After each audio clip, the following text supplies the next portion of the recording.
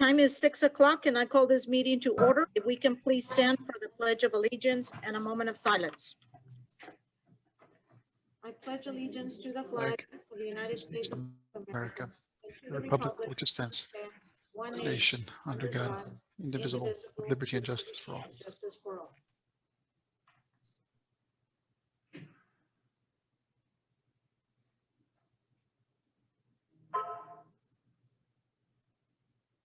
Thank you. We may be seated.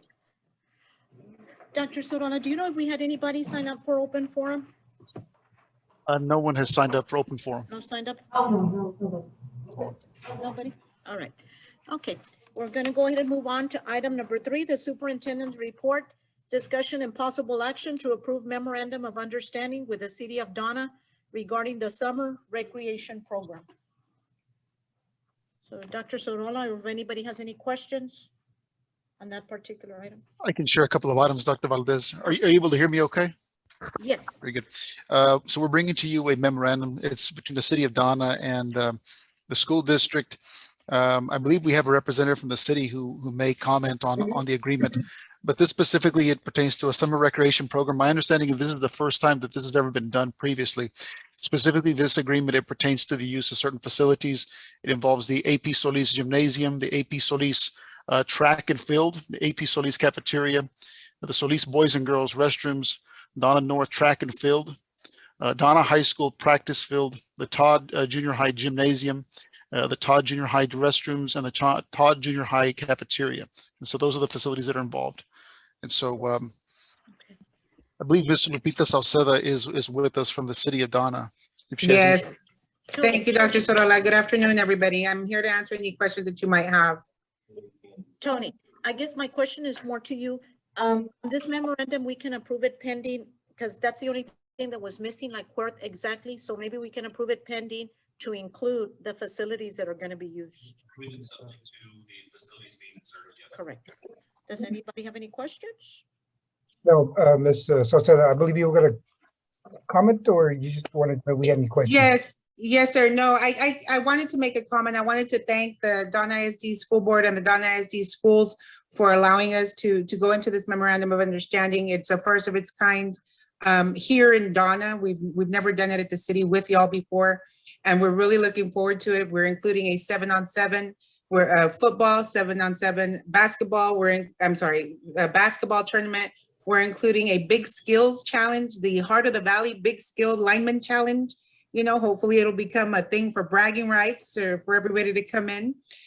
We're doing a 5 to 12-year-old summer recreation program. Just to let you know, all our summer recreation leaders will be CPR certified at the AP Solis location. The certifications are going on tomorrow, contingent upon the approval, and on Saturday to make sure that the children of those groups, age groups, are safe. And then the bigger kids will be watched by, other adults and coaches at the same time. So we're just really excited to get it going. It will start June 21st, Monday. So we're really hoping to move quite quickly. City of Donna will go live with applications contingent upon approval tonight. And I do have a modified MOU, Mrs. Valdez, that I will send to Mr. Torres immediately. If I can just get his email address, and I'll send it to him immediately with the locations. Now, another thing on the obligations of DISD was making AP Solis a feeding site for the nutrition. I'm hoping that we can all work on that. And again, we're really excited. Thank you, Lupita. Lupita, what is the age group? Because I don't think I saw that also on the, do you know what is the age group? Yes, ma'am. For the program? Yes, ma'am. Yes, ma'am. So the summer recreation program, which we're hosting at AP Solis, will be a 5 to 12-year-old program. And then anybody over those ages will be more into the 7-on-7 or the basketball tournaments and things like that. Those are the teams that are formed.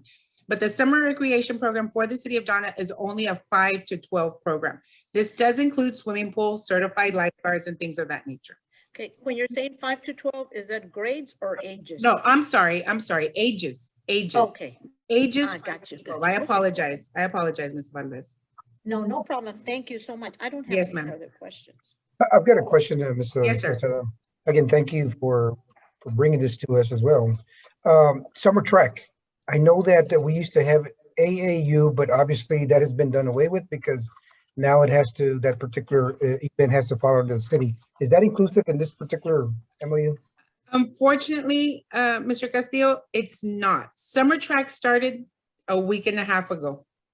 He's and the coach, Coach Corpus, it ran into the middle of when we're trying to get everything together. So what we're hoping for, Mr. Castillo, is by next year that our program will be tighter, better, and bigger. Considering this is the first year, I think we're off to a very, very good start. Okay, well, that's good. I mean, and I certainly concur with your comments earlier that it's great to see the city and the school district working together. So I have no more questions. Any other questions from any board members? I make the motion to approve. Okay, Yeah. I have a motion by David. Do I have a second? Second, Second by Mr. Castillo. Mr. Colonel? Favor.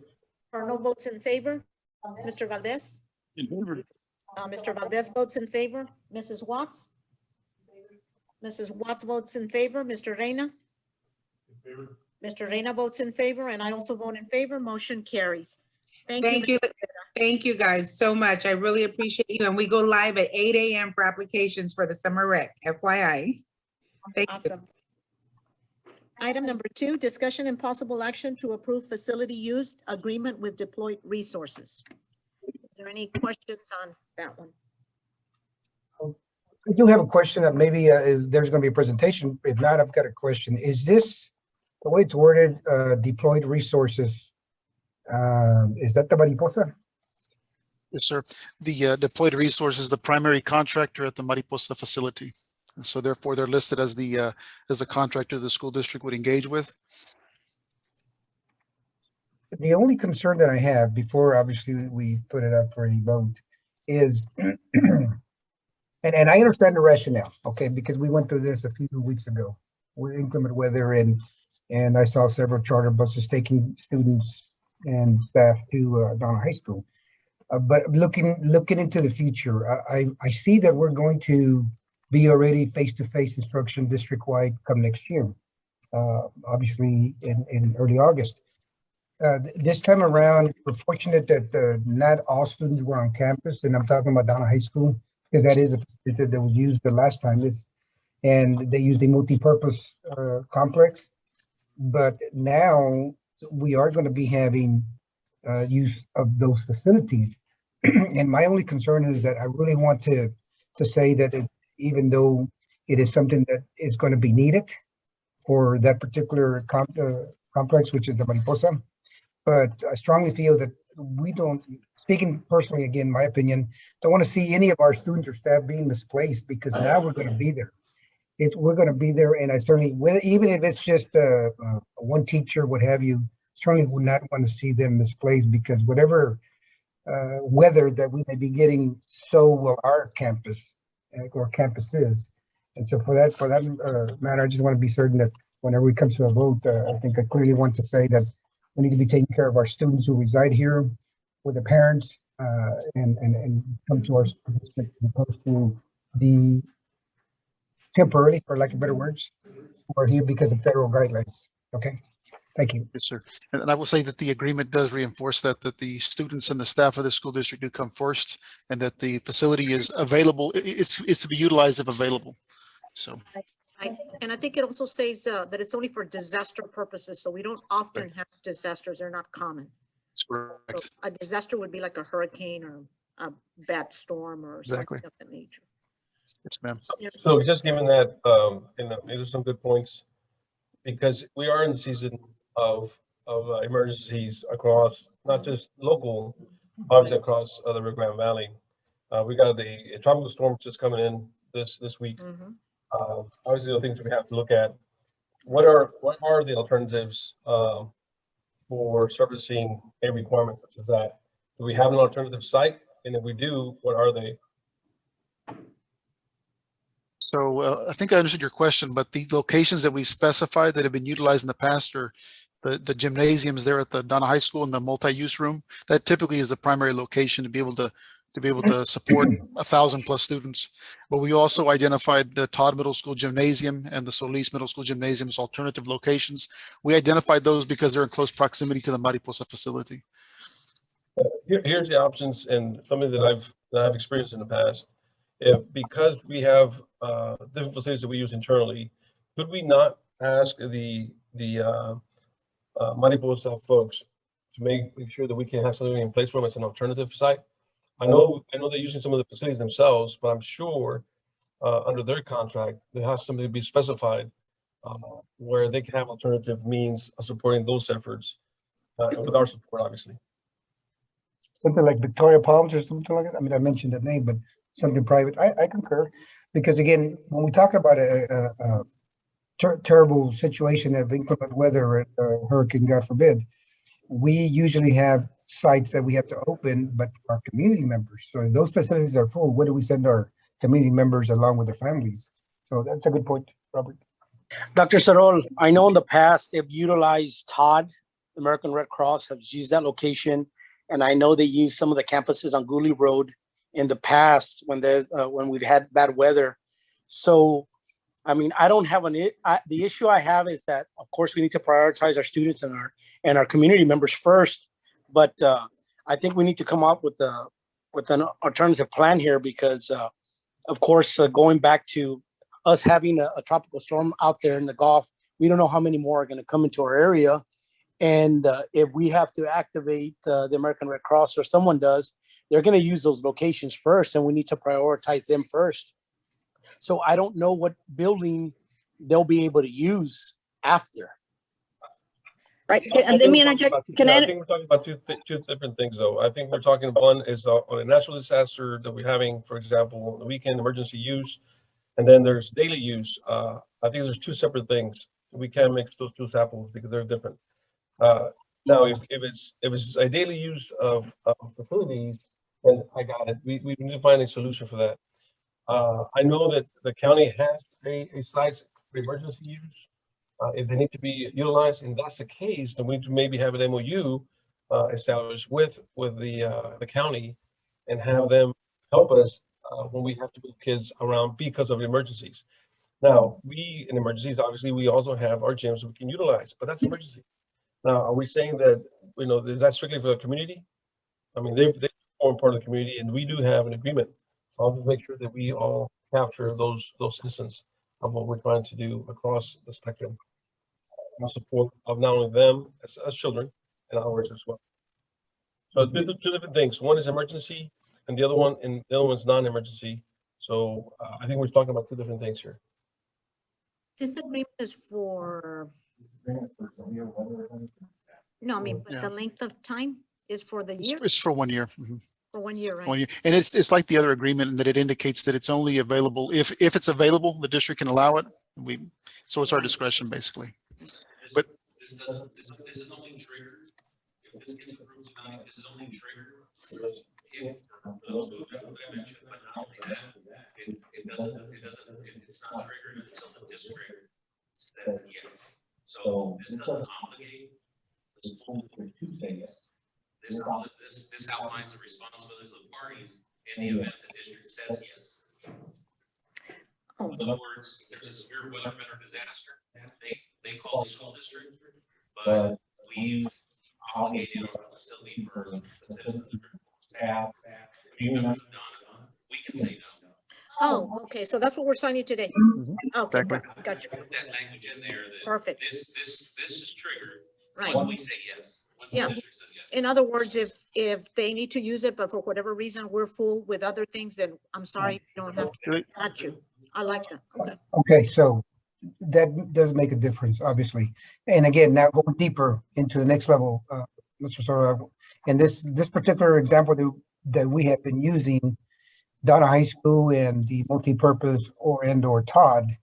So it's really clear that that those individuals running those campuses need to be straight up with us, because a lot of times they hesitate to say, no, we're using it, because obviously, if they're get told you need to go in there because we have all these kiddos. So as long as we really look into the true reasoning behind our campuses. If they really can use them, then the answer is no means no. So it makes Right. sense. Okay, any other questions? Yeah, and just based on that, and just, I just make sure that we're clear. So if we say no based on the requirements, so are we gonna meet as a board emergency? I'm assuming we will. Or do we, or it's just this, by signing us saying yes right now, takes us away from that purpose of meeting. The superintendent Got it. makes the call. Administrative. Right. Do I have a motion? Thank you. Okay, hold on. One last thing. Are we getting paid for this? The district? Yes, Yes, sir. How much? It- 5,000 for high school and 3,000 for middle school per night. Per night? And where did that money go to? To those campuses for? The money would go into the general fund, but 5,000 per day for the high school because of the amount of space being utilized, and then 3,000 for the middle schools. And it goes basically into the general fund. And are they looking at rotating campuses? I mean, I'm still with this because. I think in the past, I know we've only had about 2 or 3 incidents. I know that it was based on the amount of students. I know the first time we utilized Todd, but then the second time we had nearly 1,500 students. And so the only location that would suffice would be Donna High School because of the amount of space. But we know that with flooding here in the area, sometimes it's unpredictable what location is going to be usable. And so, Correct. yeah. Okay. Do I have a motion? Motion's already established, no? Pardon There me? was a motion already on the floor. Who motioned? I think, Mr. Rios, didn't you mention? No. I'll make the motion. You make the motion? Okay, a motion by Colonel, second by Mrs. Watts. Mr. Castillo, how do you vote? All in favor? Mr. Castillo votes in favor. Mr. Valdez? Favor. Mr. Valdez votes in favor. Mr. Reina? Mr. Reina votes in favor, and I also vote in favor. Motion carries. Moving on now to item number 3, discussion and possible action to approve Texas Builders' proposal to repair Donna North High School kitchen floors. Dr. Valdez, as the summary explains, there have been some challenges with the flooring there at Donna North High School, specifically in the kitchen area. There have been some issues with the quarry tiles breaking up and causing a trip hazard. And so for us to remain in compliance with local health authorities, it's very important that we address this particular concern immediately. There are going to be some others that come up in the future, but for now, we'd like to recommend the board approve Noble Texas Builders, specifically this particular proposal to repair these floors in the kitchen area, and the cost is specified there in the attachment. Mr. Sorolla, how soon will this get started and approved? I would need to follow up with Mr. Garza, but my assumption is that we would expedite it as much as possible. Okay. I don't know the answer to that question. The only reason why I'm asking that is because it's my understanding that Donna North will be the host for summer school. And is that going to inconvenience the cafeteria personnel, or I don't even know where this damage is at. Is it in the cafeteria or in the kitchen area? It's specifically in the kitchen area. So it possibly could cause some concerns. And so I can research that further and follow up with you once I Would have you that please be- information. Yes, sir. Only because that has been selected as the summer school site. Mr. Castillo, I can answer your question. Donna North has 2 kitchens. Oh, there you are. This is Dr. Aceves. Donna North has 2 kitchens. The large kitchen is where the tile is uprooted. They also have the smaller section, and they're going to be carrying in meals for the students who are serving summer school through the smaller kitchen. So it won't impede in the summer school. Correct. Day-to-day operation. No, Thank it will you. not. Thank you. Any other questions? I make a motion to approve. Okay, a motion by Mr. Castillo. Do I have a second? Second. Second by Colonel. Mr. Valdez? Favor. Mr. Valdez votes in favor. Mrs. Watts? Mrs. Watts votes in favor. Mr. Reina? Mr. Reina also votes in favor, and I I also vote in favor. favor as well. Oh, sorry, Favor- David. favor de la Don't Real. forget about me, Marty. I'm sorry. I'm sorry. David, how do you vote? In favor. Mr. De Los Rios votes in favor, and I also vote in favor. Motion carries. Moving on down to item number 4, it'll be a presentation and discussion by Marco Flores with Flores and Tavares Prada regarding storm damage claims. Dr. Hello, Dr. Valdez. Can you hear me okay? Yes, yes, we can. Okay, thank you for having me. I had an opportunity to meet some of the board members at the Region 1 conference in South Padre. So it's a pleasure to see you again, gentlemen and ladies. For those of you who don't know me, my name is Marco Flores. I'm the owner of Flores and Playa Esprada Law Firm. I'm from Alice, Texas, but I live in San Antonio now. And I have been informed that there's a lot on the board's plate this evening. And so I'm going to be as efficient as I can with your time. Okay. So I have a law firm that specializes in only one thing. And that one thing is recovering money from insurance companies after storm claims are either underpaid or denied.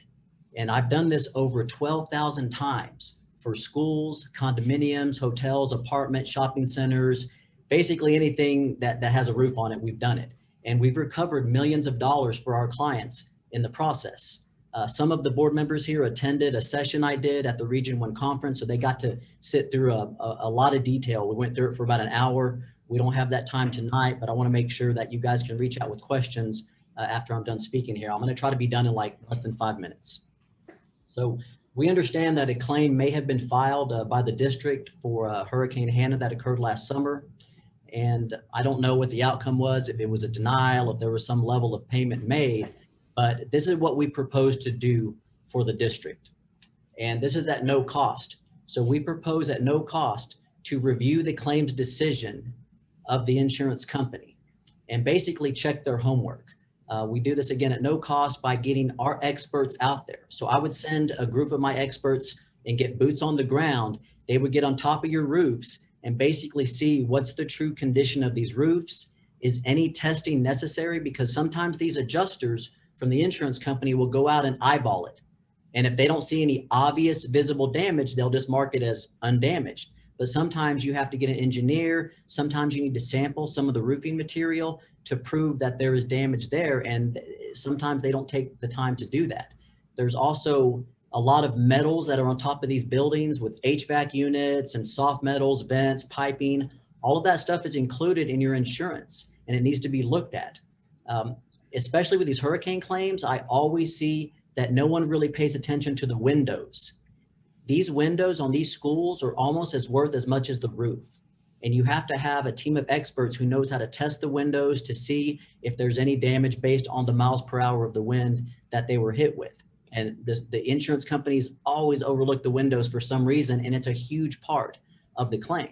And I'm not saying that you have damage. I'm just saying we're willing to look into it for you and let you know if there's damage or not that was overlooked by the insurance company. So you're either going to find out, hey, we were treated fairly, we're in good shape, we don't have any extra damages beyond what the insurance company paid us for, or you're going to find out there's a lot of extra damage here that has not been addressed. And someone needs to take a look at it, because it's difficult to challenge the insurance company's decision because they have a team of experts who all they do is eat, live, and breathe insurance policy and damages.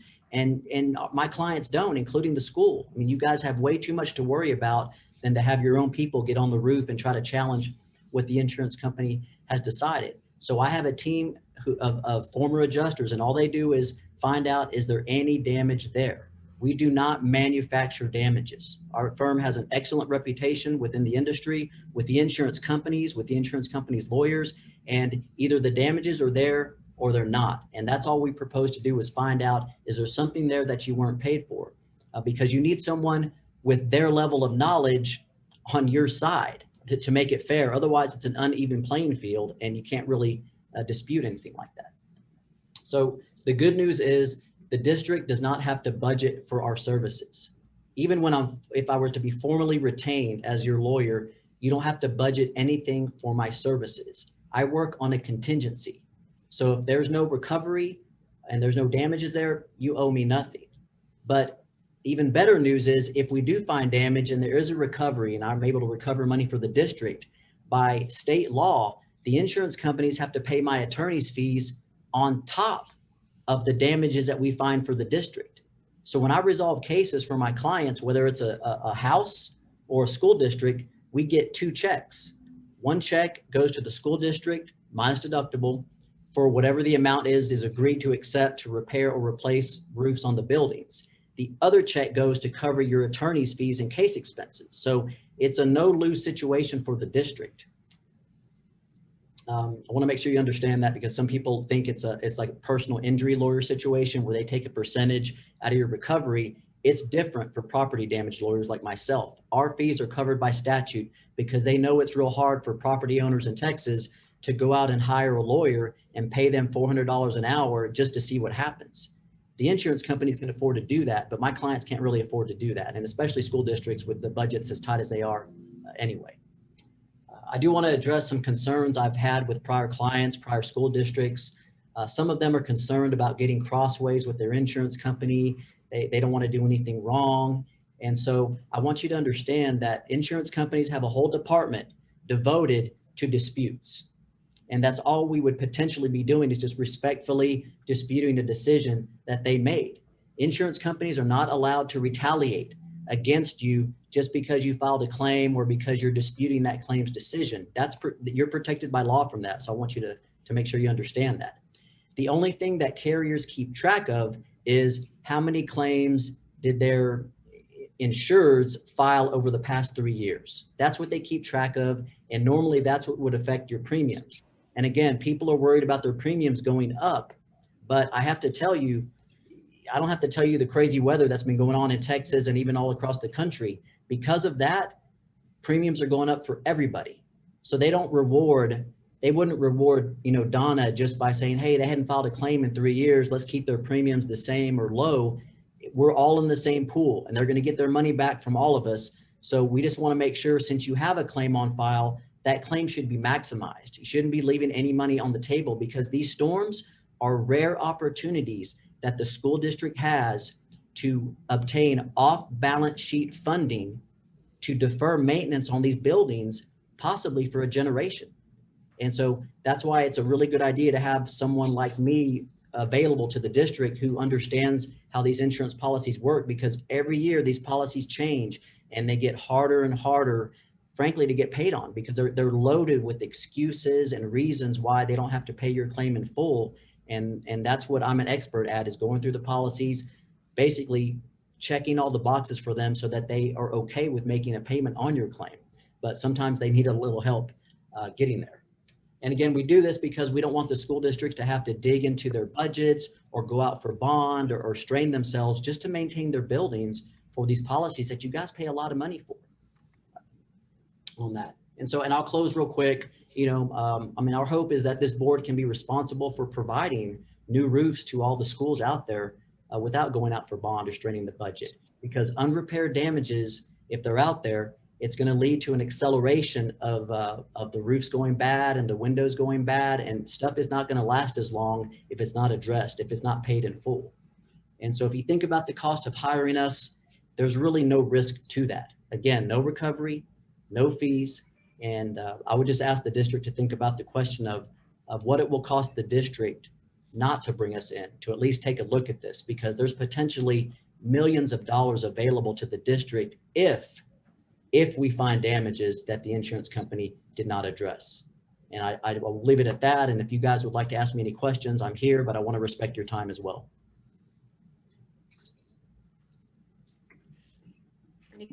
No, I know this item was a presentation and discussion.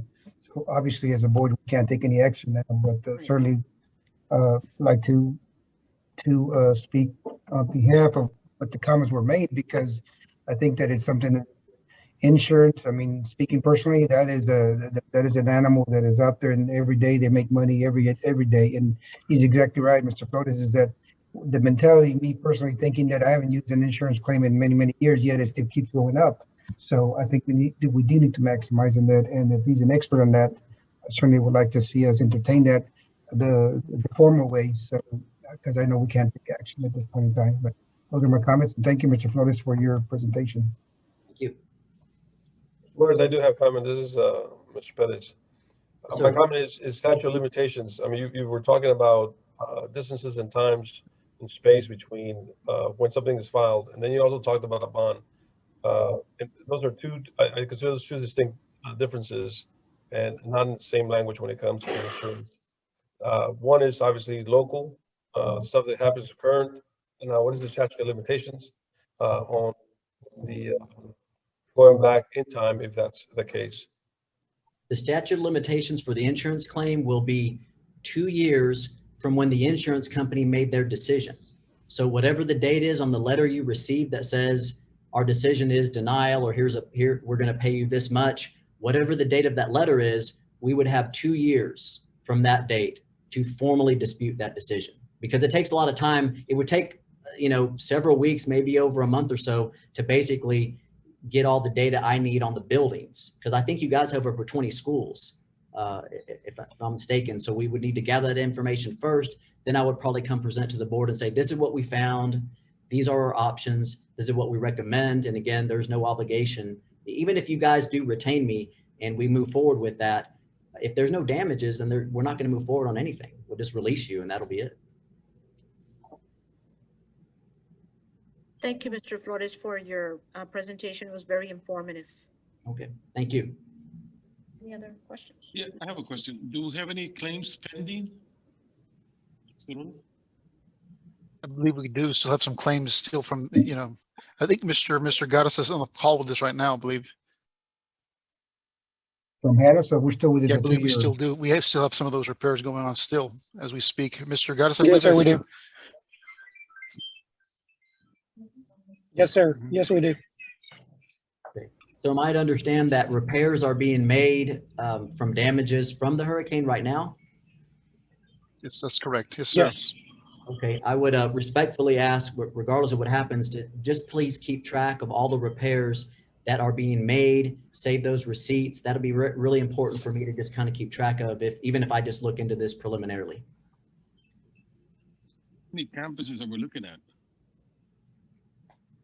Well, I would propose to look at a good sampling. So I would look at the perimeter of the district and maybe a few in the center to get an idea of what we have. I'm talking about the ones that are pending right now. From Mr. Garza, or Arturo Garza. Yes, sir. How many campuses are we talking about here? There's a report that we have. We have several campuses that were affected. There's a list that we're targeting. The majority of damages that we noticed have been to our portables. And those are the ones that we have gone out for bids to repair some of those damages.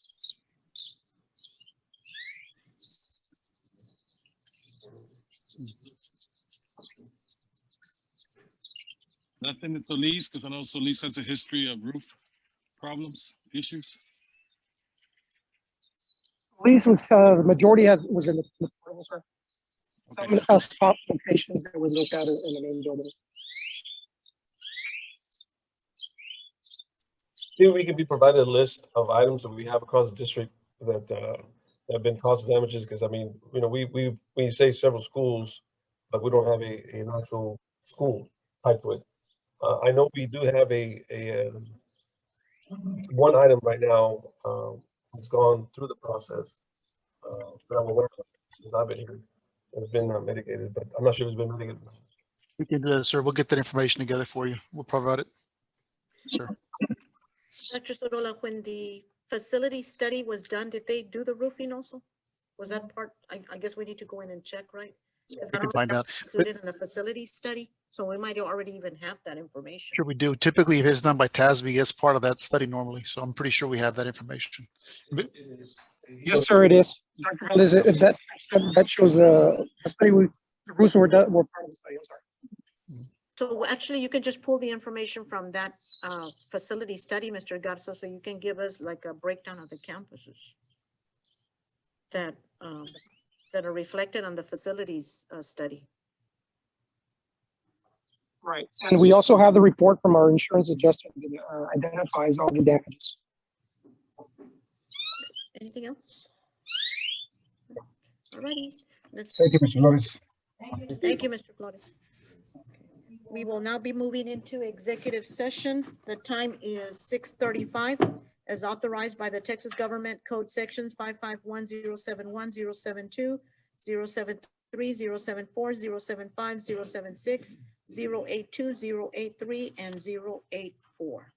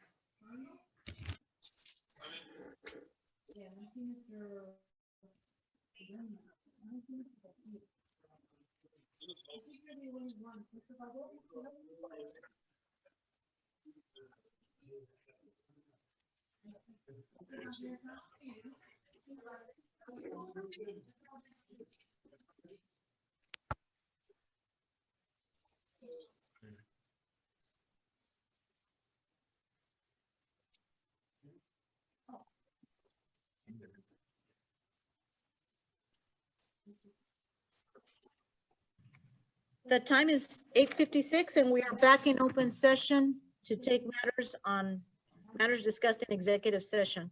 A, discussion and possible action to approve superintendent's recommendation of personnel, approval of recommendation for professionals to include hiring and termination recommendations. I make the motion to approve. Okay, I have a motion by Mr. Castillo, a second by Mrs. Watts. Colonel? Approve. He votes in favor. Mr. Valdez? In favor. Mr. De Los Rios? In favor. Mr. De Los Rios votes in favor. Mr. Reina? Mr. Reina's in favor, and I'm also in favor. Motion carries. Discussion and possible action and consideration to accept superintendent resignation. Do I have a motion? I'll make a motion. Okay, Carl made the motion. Do I have a second? Second. Mr. Castillo, Mr. Valdez? In favor. Mr. Valdez votes in favor. Mrs. Watts? In favor. Mr. Reina?